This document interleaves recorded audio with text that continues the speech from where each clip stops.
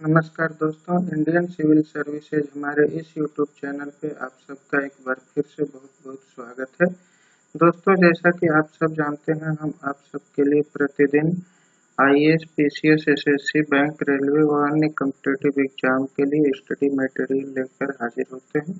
तो दोस्तों, इसी कड़ी में आज हम आप सबके सामने भारत का नदी प्रवाह तंत्र लेकर हाजिर हुए हैं, जिसमें आज हम आपसे भारत की नदियों के बारे में विस्तार से चर्चा करने वाले हैं कि कौन सी नदी का उद्गम कहाँ से होता है और उसके किनारे बसे नगर कौन से हैं, मुहाना कौन सा है, लंबाई कितनी है और वो नदी कहाँ पे गिरती है। तो दोस्तों, इससे पहले कि आज का ये वीडियो हम शुरू करें, हमारा आपसे निवेदन है कि आप हमारे चैनल को सब्सक्राइब कर लीजिए और ताकि हमारे आने वाली हर वीडियो का बेल नोटिफिकेशन आपको तुरंत मिल सके और आप हमारा वीडियो सबसे पहले देख सकें।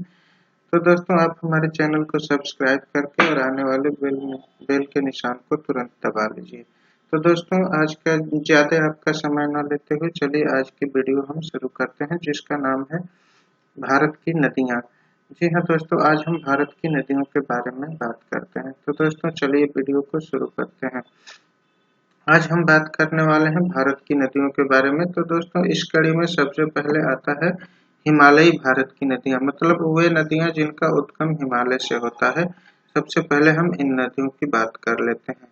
तो दोस्तों, इसमें सबसे पहले आती है सिंधु नदी। जी हाँ दोस्तों, सिंधु नदी का उद्गम हिमालय से ही होता है। तो देखिए दोस्तों, अगर उद्गम क्षेत्र की बात करें तो सिंधु का उद्गम क्षेत्र तिब्बत कैलाश मानसरोवर है। जी हाँ दोस्तों, सिंधु नदी का उद्गम तिब्बत कैलाश मानसरोवर से होता है और इसका प्रवाह क्षेत्र की अगर हम बात करें तो भारत का जम्मू कश्मीर एवं पाकिस्तान जो है सिंधु नदी का प्रवाह क्षेत्र है। और मुहाने की अगर हम बात करें तो पाकिस्तान और अरब सागर इसके मुहाना है। सिंधु नदी के मुहाने पाकिस्तान और अरब सागर हैं।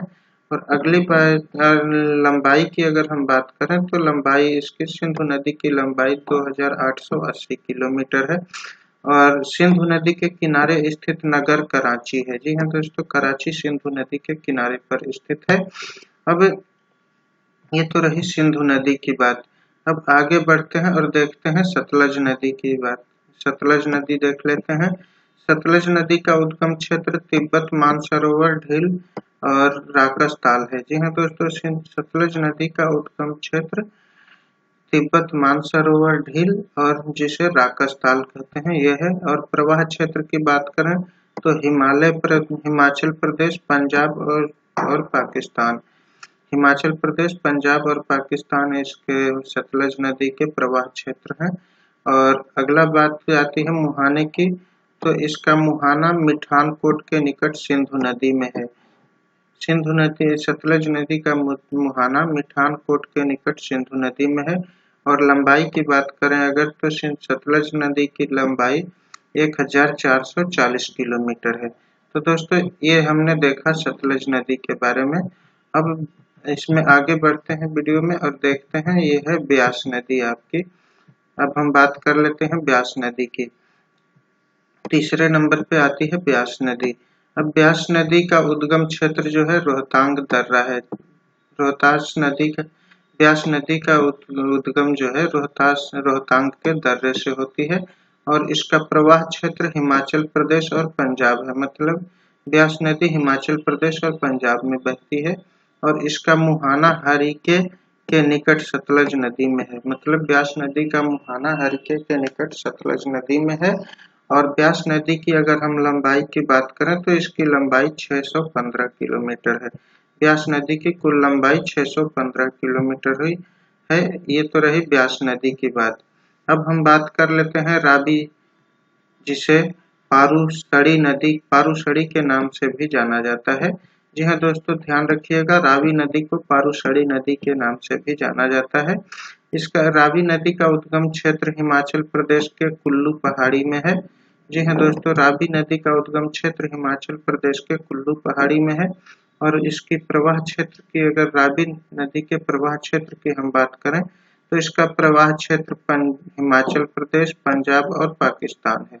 जी हाँ दोस्तों, रावी नदी का प्रवाह क्षेत्र हिमाचल प्रदेश, पंजाब एवं पाकिस्तान है। और अगर मुहाना की बात करें तो मुहाना मुल्तान के निकट, ये मुल्तान लिखा हुआ है, मुल्तान होना चाहिए। जी हाँ दोस्तों, मुल्तान के निकट चिनाब नदी है। मुहाना रावी नदी के मुहाने की अगर हम बात करें तो इसका मुहाना मुल्तान के निकट चिनाब नदी है। ये दोस्तों हम बात कर रहे हैं अभी रावी नदी की। और अगर हम रावी नदी के लंबाई की बात करें तो रावी नदी की कुल लंबाई 720 किलोमीटर है। जी हाँ दोस्तों, रावी नदी की कुल लंबाई 720 किलोमीटर है। अब इसमें हम वीडियो में आगे बढ़ते हैं और देख लेते हैं चेनाब नदी की। चेनाब नदी का बात कर लेते हैं। जी हाँ दोस्तों, चेनाब नदी को अकिशनी या चंद्रभागा इन अलग नामों से भी जाना जाता है। चेनाब नदी को देखिए दोस्तों, ये क्वेश्चन इसमें आ सकता है। चेनाब नदी के नाम से भी क्वेश्चन आ सकता है, अकिशनी नदी के नाम से भी क्वेश्चन आ सकता है और चंद्रभागा नदी के नाम से भी क्वेश्चन इसमें पूछा जा सकता है। तो चेनाब नदी को आप ध्यान रखिएगा कि इसके दो और नाम है, अकिशनी नदी और चंद्रभागा नदी। तो दोस्तों अब बात कर लेते हैं चेनाब नदी की। तो चेनाब नदी में सबसे पहले हम देख लेते हैं कि सिंधु की सबसे बड़ी सहायक नदी है। चेनाब नदी सिंधु की सबसे बड़ी सहायक नदी है, इस बात को आप ध्यान रखिएगा दोस्तों। अगर पूछा जाए कि सिंधु नदी की सबसे बड़ी सहायक नदी कौन सी है तो ये चेनाब है। अब उद्गम क्षेत्र की बात अगर हम कर लें तो हिमाचल, बड़ा लाचा, दर्रा, लाहौल, ये जो है इसके उद्गम क्षेत्र हैं। अगर चेनाब नदी के उद्गम क्षेत्र की बात करें तो हिमालय, बड़ा लाचा, दर्रा, लाहौल, ये जो है इसके उद्गम क्षेत्र हैं। और प्रवाह क्षेत्र की बात करें तो हिमाचल प्रदेश, जम्मू और पाकिस्तान इसके चेनाब नदी के प्रवाह क्षेत्र हैं। जी हाँ दोस्तों, चेनाब नदी के प्रवाह क्षेत्र हिमाचल प्रदेश, जम्मू और पाकिस्तान है। और मुहाना की बात करें तो पाकिस्तान में सतलज सिंधु नदी इसका मुहाना है। चेनाब नदी का मुहाने की अगर हम बात करें तो पाकिस्तान में सतलज और सिंधु नदी इसके मुहाने हैं। और लंबाई की अगर हम बात करें तो चेनाब नदी की लंबाई 1180 किलोमीटर है। जी हाँ दोस्तों, चेनाब नदी की कुल लंबाई 1180 किलोमीटर है। आइए वीडियो में आगे बढ़ते हैं और बात कर लेते हैं अब झेलम नदी की। झेलम नदी को एक अन्य नाम बितिस्ता भी है। जी हाँ दोस्तों, झेलम नदी का दूसरा नाम बितिस्ता भी है। झेलम नदी को बितिस्ता नदी के नाम से भी जाना जाता है। और इसका उद्गम क्षेत्र की हम बात करें तो इसका झेलम नदी का उद्गम क्षेत्र शेषनाग झील है। जी हाँ दोस्तों, झेलम नदी का उद्गम क्षेत्र शेषनाग झील है। और प्रवाह क्षेत्र की बात करें तो जम्मू कश्मीर और पाकिस्तान झेलम नदी के जो है प्रवाह क्षेत्र हैं। जम्मू कश्मीर और पाकिस्तान इसके झेलम नदी के प्रवाह, झेलम या बितिस्ता जिसका नाम है, इसके प्रवाह क्षेत्र हैं। और मुहाना की अगर हम बात करें तो पाकिस्तान में चेनाब नदी इसकी मुहाना है। जी हाँ दोस्तों, झेलम नदी के मुहाने की अगर हम बात करें तो ये पाकिस्तान में स्थित चेनाब नदी है। और लंबाई की अगर हम बात करें तो झेलम की कुल लंबाई 400 किलोमीटर है। जी हाँ दोस्तों, झेलम नदी की कुल लंबाई 400 किलोमीटर है। अब बात आती है भारत की सबसे महत्वपूर्ण नदी की, जिसका नाम है गंगा। जी हाँ दोस्तों, गंगा भारत की सबसे महत्वपूर्ण नदी है।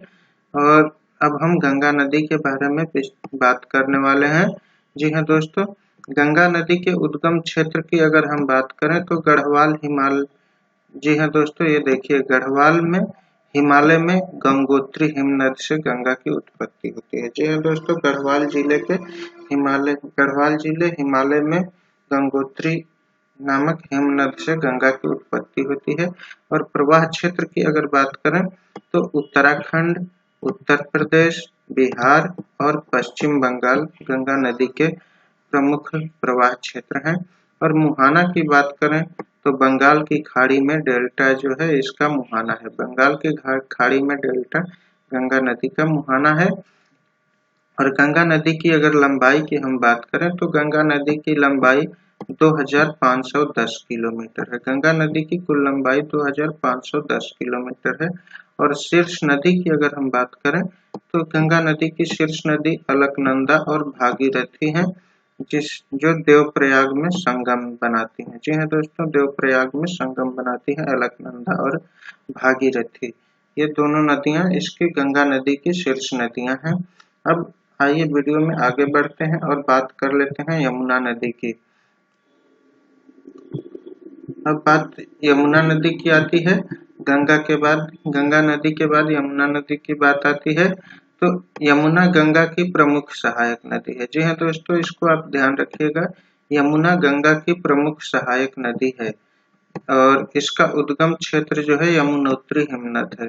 यमुना नदी का उद्गम क्षेत्र यमुनोत्री हिमनद है और प्रवाह क्षेत्र की अगर हम बात करें तो उत्तराखंड और उत्तर प्रदेश यमुना नदी के प्रमुख जो है प्रवाह क्षेत्र हैं और मुहाना इसका इलाहाबाद के निकट गंगा में है। जी हाँ दोस्तों, यमुना नदी का मुहाना इलाहाबाद के निकट गंगा में है, जहाँ पे संगम लगता है। और अगर इसकी लंबाई की हम बात करें तो 1375 किलोमीटर यमुना नदी की लंबाई है। यमुना नदी की लंबाई 1375 किलोमीटर है। अब देख लेते हैं चंबल नदी को। जी हाँ दोस्तों, अब बात कर लेते हैं चंबल नदी के बारे में। चंबल नदी का उद्गम क्षेत्र मध्य प्रदेश में महोबा के निकट है। जी हाँ दोस्तों, चंबल नदी का उद्गम क्षेत्र मध्य प्रदेश में महोबा के निकट है और प्रवाह क्षेत्र की बात करें तो मध्य प्रदेश, राजस्थान और उत्तर प्रदेश चंबल नदी के प्रमुख प्रवाह क्षेत्र हैं। और चंबल नदी के मुहाने की बात करें तो इटावा से 40 किलोमीटर पूर्व यमुना नदी चंबल का मुहाना है। चंबल का मुहाना इटावा से 40 किलोमीटर पूर्व यमुना में है और लंबाई की बात करें तो इसके चंबल नदी की लंबाई 565 किलोमीटर है। अब बात आती है बेतवा नदी की। देख लेते हैं बेतवा नदी के बारे में क्या है। जी हाँ दोस्तों, ये रहा बेतवा नदी, यमुना की सहायक नदी है। जी हाँ दोस्तों, बेतवा नदी यमुना की सहायक नदी है। इसका उद्गम क्षेत्र भोपाल के निकट पहाड़ी क्षेत्र में है। बेतवा नदी का उद्गम क्षेत्र भोपाल के निकट पहाड़ी क्षेत्र में है और इसका प्रवाह क्षेत्र मध्य प्रदेश और उत्तर प्रदेश है। बेतवा नदी का प्रवाह क्षेत्र मध्य प्रदेश और उत्तर प्रदेश है और इसका मुहाना, बेतवा नदी का मुहाना हमीरपुर के निकट यमुना में है। जी हाँ दोस्तों, बेतवा नदी का मुहाना हमीरपुर के निकट यमुना में है। अब बात कर लेते हैं घाघरा नदी की।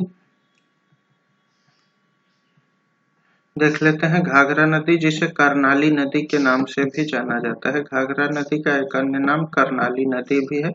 घाघरा नदी का उद्गम क्षेत्र तिब्बत पठार मापचुंग हिमनद में है।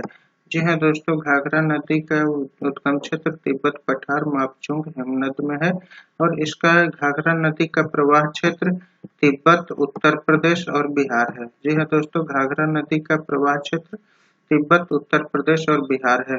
मुहाना की अगर हम बात करें तो छपरा के निकट गंगा में इसका मुहाना है। छपरा के निकट गंगा में घाघरा नदी का मुहाना है, मतलब घाघरा नदी छपरा के निकट गंगा में मिल जाती है।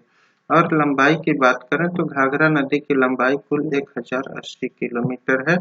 अब बात कर लेते हैं शारदा नदी की। शारदा नदी का दूसरा नाम गौरी गंगा है। जी हाँ दोस्तों, ये रही शारदा नदी। इसका अन्य नाम गौरी गंगा भी है। इसका शारदा नदी का उद्गम क्षेत्र की बात करें तो इसका उद्गम कुमायूं हिमालय मिलाप हिमनद में होता है।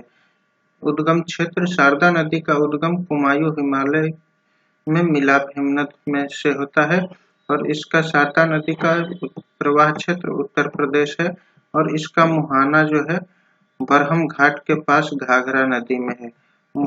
शारदा नदी का मुहाना बरहम घाट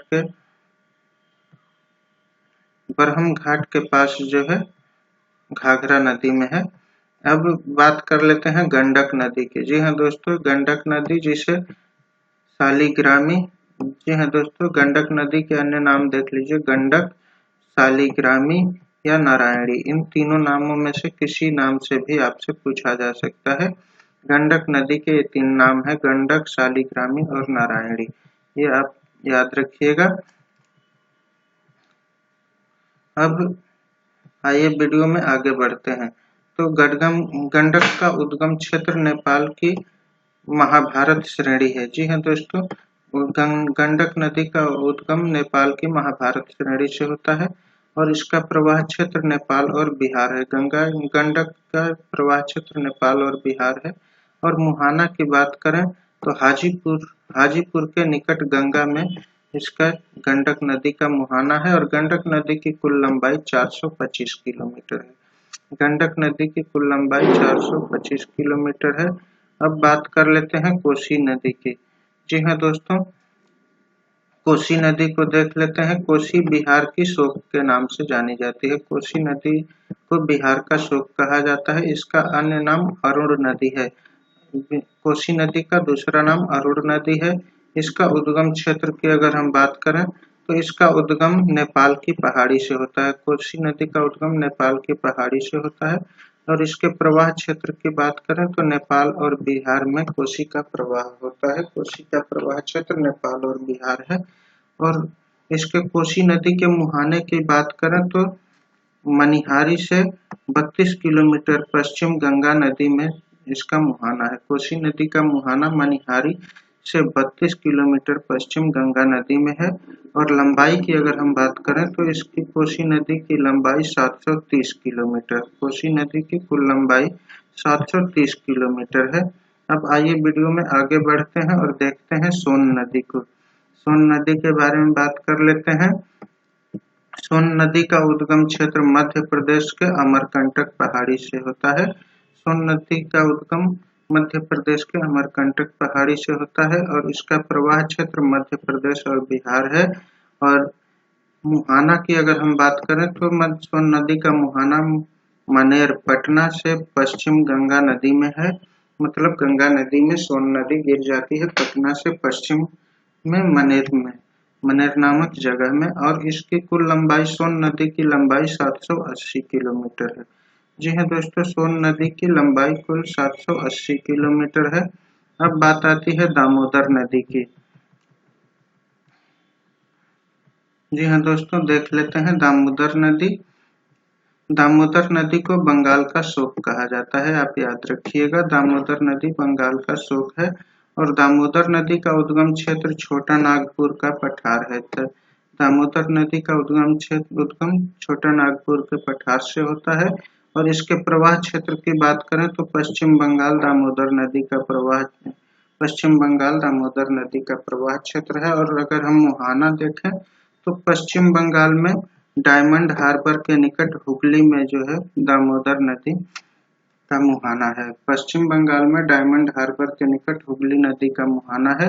और इसकी अगर हम लंबाई की बात करें तो कुल लंबाई इसकी 541 किलोमीटर है। दामोदर नदी की कुल लंबाई 541 किलोमीटर है। अब आइए आगे देखते हैं ब्रह्मपुत्र नदी को, जिसका एक अन्य नाम सांगपो भी है। जी हाँ दोस्तों, ब्रह्मपुत्र नदी को सांगपो नदी के नाम से भी जाना जाता है। बात कर लेते हैं ब्रह्मपुत्र नदी के बारे में। इसके उद्गम क्षेत्र की अगर हम बात करें तो ब्रह्मपुत्र का उद्गम तिब्बत मानसरोवर झील चेमायुंग डंग हिमानी से होता है। जी हाँ दोस्तों, ब्रह्मपुत्र नदी का उद्गम तिब्बत मानसरोवर झील में चेमायुंग डंग हिमानी से होता है। और प्रवाह क्षेत्र की बात करें तो नेपाल, भारत एवं बांग्लादेश में इसका प्रवाह क्षेत्र है। ब्रह्मपुत्र नदी का प्रवाह क्षेत्र नेपाल, भारत और बांग्लादेश में प्रवाह होता है ब्रह्मपुत्र नदी का। और मुहाना की बात करें तो बंगाल की खाड़ी में इसका मुहाना है। ब्रह्मपुत्र नदी का मुहाना बंगाल की खाड़ी में है। और ब्रह्मपुत्र नदी की कुल लंबाई 2900 किलोमीटर है। इसकी ब्रह्मपुत्र की सहायक नदियां जो है लोहित, धनसिरी और कापिली हैं। जी हाँ दोस्तों, ब्रह्मपुत्र की सहायक नदियां लोहित, धनसिरी और कापिली हैं। बांग्लादेश में इसका नाम क्या है तो बांग्लादेश में ब्रह्मपुत्र को जमुना नदी के नाम से जाना जाता है। ब्रह्मपुत्र नदी को बांग्लादेश में जमुना नदी के नाम से जाना जाता है। और पद्मा से मिलकर मेघना नदी, जी हाँ, पद्मा से मिलने के बाद इसे मेघना नदी के नाम से भी जो है जाना जाता है। अब आइए वीडियो में आगे बढ़ते हैं और प्रायद्वीपीय भारत की नदियों को देख लेते हैं। अब बात आती है प्रायद्वीपीय भारत की नदियों की। जी हाँ दोस्तों, अब प्रायद्वीपीय भारत की नदियों को देख लेते हैं। प्रायद्वीपीय भारत की नदियां, जी हाँ दोस्तों, प्रायद्वीपीय भारत की नदियों में सबसे पहले आती है आपकी गोदावरी या बृहदगंगा या दक्षिण की गंगा। जी हाँ दोस्तों, गोदावरी नदी को बृहदगंगा भी कहा जाता है और दक्षिण की गंगा भी कहा जाता है। गोदावरी नदी को बृहदगंगा या दक्षिण की गंगा के नाम से भी जाना जाता है। अब देखिए, प्रायद्वीपीय भारत की सबसे लंबी नदी है। जी है दोस्तों, अगर पूछा जाए कि प्रायद्वीपीय भारत की सबसे लंबी नदी कौन सी है, तो आप याद रखिएगा कि गोदावरी नदी प्रायद्वीपीय भारत की सबसे लंबी नदी है। और इसके उद्गम क्षेत्र की अगर हम बात करें, तो गोदावरी नदी का उद्गम नासिक में पश्चिमी घाट पर्वत है। जी हाँ दोस्तों, गोदावरी नदी का उद्गम नासिक में पश्चिमी घाट पर्वत है। और प्रवाह क्षेत्र की बात करें तो महाराष्ट्र, कर्नाटक, उड़ीसा और आंध्र प्रदेश इसके प्रवाह क्षेत्र हैं। गोदावरी नदी के प्रवाह क्षेत्र की बात हम करते हैं तो सबसे पहले आपका आता है महाराष्ट्र, उसके बाद कर्नाटक, उसके बाद उड़ीसा और आंध्र प्रदेश। मतलब महाराष्ट्र, कर्नाटक, उड़ीसा और आंध्र प्रदेश से होकर ये गोदावरी नदी बहती है। अब बात कर लेते हैं इसके मुहाना की। तो आंध्र प्रदेश में बंगाल की खाड़ी में डेल्टा जो है इसका मुहाना है। गोदावरी नदी का मुहाना आंध्र प्रदेश में बंगाल की खाड़ी में डेल्टा है। और गोदावरी नदी की अगर हम लंबाई की बात करते हैं तो गोदावरी नदी की कुल लंबाई 1465 किलोमीटर है। जी हाँ दोस्तों, गोदावरी नदी की कुल लंबाई 1465 किलोमीटर है। और गोदावरी नदी की सहायक नदियां हम देख लेते हैं। गोदावरी नदी की सहायक नदी प्रवदा, पूर्णा, मानप्रदभा, इंद्रावती, वर्धा, प्राणहिता और वैनगंगा, ये जो है इतनी इसकी गोदावरी की सहायक नदियां हैं। मतलब गोदावरी की सहायक नदियां प्रवदा, पूर्णा, मानप्रदभा, इंद्रावती, वर्धा, प्राणहिता और वैनगंगा इत्यादि ये जो है इसके गोदावरी की सहायक नदियां हैं। अब आइए आगे बढ़ते हैं वीडियो में और बात कर लेते हैं कृष्णा नदी की। देखिए दोस्तों, कृष्णा नदी की बात आती है तो प्रायद्वीपीय भारत की दूसरी सर्वाधिक लंबी नदी है ये। जी हाँ दोस्तों, कृष्णा नदी प्रायद्वीपीय भारत की दूसरी सबसे बड़ी नदी है, जो कि गोदावरी के बाद गोदावरी सबसे बड़ी नदी है, सबसे लंबी नदी है प्रायद्वीपीय भारत की। और उसके बाद कृष्णा नदी दूसरी प्रायद्वीपीय भारत की सबसे लंबी नदी है। अब इसका उद्गम क्षेत्र हम देख लेते हैं। तो कृष्णा नदी का उद्गम महाराष्ट्र में महाबालेश्वर के निकट पश्चिमी घाट से होता है। कृष्णा नदी का उद्गम महाराष्ट्र में महाबालेश्वर के निकट पश्चिमी घाट से होता है। और इसका प्रवाह क्षेत्र की बात करें अगर हम, तो महाराष्ट्र, कर्नाटक और आंध्र प्रदेश कृष्णा नदी के प्रवाह क्षेत्र हैं। जी हाँ दोस्तों, महाराष्ट्र, कर्नाटक और आंध्र प्रदेश कृष्णा नदी के प्रवाह क्षेत्र है। और मुहाना की अगर हम बात करें तो आंध्र प्रदेश में बंगाल की खाड़ी इसका मुहाना है। कृष्णा नदी का मुहाना आंध्र प्रदेश में बंगाल की खाड़ी है। और लंबाई की अगर हम बात करते हैं तो इसकी लंबाई कुल 1400 किलोमीटर है। कृष्णा नदी की लंबाई 1400 किलोमीटर है। और कृष्णा नदी की सहायक नदियों की बात अगर हम करते हैं तो मूसी, कोयना, भीमा, मालप्रभा, घाटप्रभा, पंचगंगा, दूधगंगा, ये इतनी इसकी सहायक नदियां हैं कृष्णा नदी की। तो दोस्तों, ये तो रही कृष्णा नदी की बात। अब आइए आगे बढ़ते हैं और देख लेते हैं नर्मदा नदी को। जी हाँ दोस्तों, नर्मदा नदी की बात कर लेते हैं। तो दोस्तों देखिए, विंध्याचल और सतपुड़ा की भ्रंश घाटी में प्रवाहित होती है। जी हाँ दोस्तों, ये नर्मदा नदी विंध्याचल और सतपुड़ा की भ्रंश घाटी में प्रवाहित होती है, इसको आप ध्यान रखिएगा। और अगर उद्गम क्षेत्र की बात करें तो नर्मदा नदी का उद्गम मैकाल पहाड़ी की अमरकंटक पहाड़ से होता है। जी हाँ दोस्तों, नर्मदा नदी का उद्गम मैकाल पहाड़ी की अमरकंटक पहाड़ से होता है। अब आइए वीडियो में आगे बढ़ते हैं और इसके प्रवाह क्षेत्र की बात कर लेते हैं। तो नर्मदा नदी का प्रवाह क्षेत्र मध्य प्रदेश और महाराष्ट्र है। नर्मदा नदी का प्रवाह क्षेत्र क्या क्या है? मध्य प्रदेश और महाराष्ट्र। और मुहाना इसका अरब सागर में है। और नर्मदा नदी की कुल लंबाई 1300 किलोमीटर है। 1300 किलोमीटर इसकी लंबाई है और ये जो है नर्मदा नदी अरब सागर में गिरने वाली सबसे लंबी नदी है। जी हाँ दोस्तों, इसको आप ध्यान रखिएगा कि नर्मदा नदी अरब सागर में गिरने वाली सबसे लंबी नदी है। और इसके बाद बात आती है इस पर सरदार सरोवर परियोजना का निर्माण किया गया है। जी हाँ दोस्तों, नर्मदा नदी पे सरदार सरोवर परियोजना का निर्माण किया गया है। अब बात आती है ताप्ती नदी की। जी हाँ दोस्तों, ताप्ती नदी की बात कर लेते हैं। ताप्ती नदी सतपुड़ा और अजंता के भ्रंश घाटी में बहती है। जी हाँ दोस्तों, ताप्ती नदी सतपुड़ा और अजंता के भ्रंश घाटी में बहती है, इसको आप याद रखिएगा। और इसके उद्गम क्षेत्र की अगर हम बात करें तो बैतूल जिला की मुल्ताई पहाड़ी से इसका उद्गम होता है। जी हाँ दोस्तों, ताप्ती नदी का उद्गम बैतूल जिला की मुल्ताई पहाड़ी से होता है। और प्रवाह क्षेत्र हम देख लेते हैं ताप्ती नदी का। तो ताप्ती नदी का प्रवाह क्षेत्र मध्य प्रदेश, महाराष्ट्र और गुजरात है। जी हाँ दोस्तों, ताप्ती नदी का प्रवाह क्षेत्र मध्य प्रदेश, महाराष्ट्र और गुजरात है। और मुहाना की अगर हम बात करते हैं तो इसका मुहाना अरब सागर है, मतलब ताप्ती नदी अरब सागर में गिरती है। और लंबाई की बात करते हैं अगर तो 724 किलोमीटर इसकी लंबाई है। ताप्ती नदी की कुल लंबाई 724 किलोमीटर है। अब बात कर लेते हैं महानदी की। जी हाँ दोस्तों, महानदी की बात कर लेते हैं। देखिए दोस्तों, महानदी का उद्गम क्षेत्र अमरकंटक पहाड़ी में सिहावा के निकट है। जी हाँ दोस्तों, महानदी का उद्गम क्षेत्र अमरकंटक पहाड़ी में सिहावा के निकट है। और प्रवाह क्षेत्र की बात अगर हम करते हैं तो मध्य प्रदेश, छत्तीसगढ़ और उड़ीसा में इसका प्रवाह होता है। महानदी का प्रवाह क्षेत्र मध्य प्रदेश, छत्तीसगढ़ और उड़ीसा में है। और मुहाना की अगर हम बात करें तो बंगाल की खाड़ी में महानदी का मुहाना है, कटक के पास में। अब लंबाई की अगर हम बात करें तो महानदी की कुल लंबाई 875 किलोमीटर है। और सहायक नदियों की अगर हम बात करें तो हंसदेव, शिवनाथ, मंड और तेल इसकी सहायक नदियां हैं।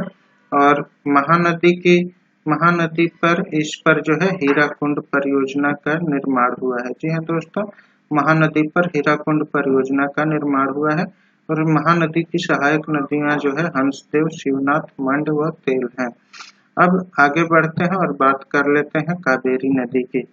जी हाँ दोस्तों, अब हम देख लेते हैं कावेरी नदी का। कावेरी नदी की बात कर लेते हैं। कावेरी नदी को दक्षिण की गंगा के नाम से जाना जाता है। जी हाँ दोस्तों, आप याद रखिएगा, कावेरी नदी को दक्षिण की गंगा कहा जाता है। उद्गम क्षेत्र की बात करें तो पश्चिमी घाट पर्वत के ब्रह्मगिरी माला में इसका उद्गम है। कावेरी नदी का उद्गम पश्चिमी घाट पर्वत के ब्रह्मगिरी माला में है। और इसके प्रवाह क्षेत्र की अगर हम बात करें तो कर्नाटक, केरल और तमिलनाडु कावेरी नदी के प्रवाह क्षेत्र है। कावेरी नदी के प्रवाह क्षेत्र कर्नाटक, केरल और तमिलनाडु है। और मुहाना की अगर हम बात करें तो कावेरी नदी का मुहाना बंगाल की खाड़ी, तमिलनाडु में डेल्टा में है। और लंबाई की अगर हम बात करें तो कावेरी नदी की लंबाई 805 किलोमीटर है। और इस पर जो है शिव समुद्रम के निकट जलप्रपात है। जी हाँ दोस्तों, शिव समुद्रम के निकट जलप्रपात यानी झरना है। और कावेरी नदी की सहायक नदियों की बात करते हैं तो हेमावती, लोकपावनी, शिमसा, लक्ष्मण तीर्थ, भवानी और अमरावती, ये इसकी इतनी सहायक नदियां हैं कावेरी नदी की। तो दोस्तों, ये तो रही कावेरी नदी की बात। अब बात आती है साबरमती नदी की। साबरमती नदी की बात कर लेते हैं। तो दोस्तों, इसमें साबरमती का उद्गम क्षेत्र की अगर हम बात करें तो साबरमती का उद्गम क्षेत्र राजस्थान की अरावली श्रेणी है। और इसका प्रवाह क्षेत्र राजस्थान व गुजरात है। और साबरमती का मुहाना कच्छ की खाड़ी में है। और साबरमती की कुल लंबाई 416 किलोमीटर है। और साबरमती नदी के किनारे पर स्थित नगर जो है अहमदाबाद है। और सहायक नदी इसकी वाकल है। जी हाँ दोस्तों, साबरमती की सहायक नदी वाकल है। तो दोस्तों ये तो रही साबरमती नदी की बात। अब बात आती है माही नदी की। जी हाँ दोस्तों, माही नदी की बात कर लेते हैं, एक नज़र में देख लेते हैं माही नदी को। जी हाँ दोस्तों, माही नदी और इसका माही नदी का उद्गम क्षेत्र की अगर हम बात करें तो माही नदी का उद्गम विंध्याचल पर्वत से होता है। और माही नदी के प्रवाह क्षेत्र की अगर हम बात करते हैं तो माही नदी का प्रवाह क्षेत्र मध्य प्रदेश और गुजरात में है। और माही नदी के मुहाना की अगर हम बात करते हैं तो खंभात की खाड़ी में है। महानदी का मुहाना खंभात खंभात की खाड़ी में है। और महानदी की अगर हम लंबाई की बात करें तो महानदी की कुल लंबाई 533 किलोमीटर है। और महानदी की अगर सहायक नदियां हम देखें तो महानदी की सहायक नदियां सोम एवं जाखम हैं। जी हाँ दोस्तों, महानदी की सहायक नदियां सोम एवं जाखम है। अब लूनी नदी की बात करते हैं। जी हाँ दोस्तों, लूनी नदी भारत की नदियों में सबसे अंतिम नदी है, ये सबसे लास्ट नदी है। अब भारत की अंतःस्थलीय नदी है। जी हाँ दोस्तों, लूनी नदी भारत की अंतःस्थलीय नदी है। और अगर लूनी नदी के उद्गम क्षेत्र की बात करें तो अजमेर के दक्षिण पश्चिम नाग पर्वत। जी हाँ दोस्तों, लूनी नदी का उद्गम अजमेर के दक्षिण पश्चिम नाग पर्वत से होता है। और लूनी नदी का उद्गम अजमेर के दक्षिण पश्चिम नाग पर्वत से होता है। और अगर इसके प्रवाह क्षेत्र की बात करें तो लूनी नदी का प्रवाह क्षेत्र राजस्थान और गुजरात है। और अगर लंबाई की हम बात करें तो लूनी नदी की कुल लंबाई 320 किलोमीटर है। और लूनी नदी की सहायक नदियां अगर हम देखें तो इसकी सहायक नदियां सुखड़ी, मिठाई व जवाई हैं। जी हाँ दोस्तों, लूनी नदी की सहायक नदियां सुखड़ी, मिठाई और जवाई हैं। तो दोस्तों ये रही आज की हमारी वीडियो जो कि भारत की नदियों पर आधारित था। इसमें हमने भारत की प्रमुख नदियां, उनके प्रवाह क्षेत्र, उनका उद्गम क्षेत्र, उनका मुहाना और उन नदियों के किनारे बसे प्रमुख नगरों के बारे में आपसे विस्तार से चर्चा किया हमने। तो दोस्तों आज की हमारी ये वीडियो आपको कैसी लगी हमें कमेंट करके ज़रूर बताइएगा। और दोस्तों ऐसे ही हमारी और वीडियो देखते रहने के लिए आप हमारे चैनल को सब्सक्राइब कर लीजिए और बेल के निशान को दबा दीजिए ताकि हमारे आने वाली हर वीडियो का बेल नोटिफिकेशन आपको तुरंत मिलता रहे और आप हमारी वीडियो सबसे पहले देख सकें। तो दोस्तों आज की वीडियो हम यही संपन्न करने की आपसे इजाज़त चाहते हैं। मिलेंगे आपसे अगले वीडियो में, तब तक के लिए नमस्कार, जय हिंद।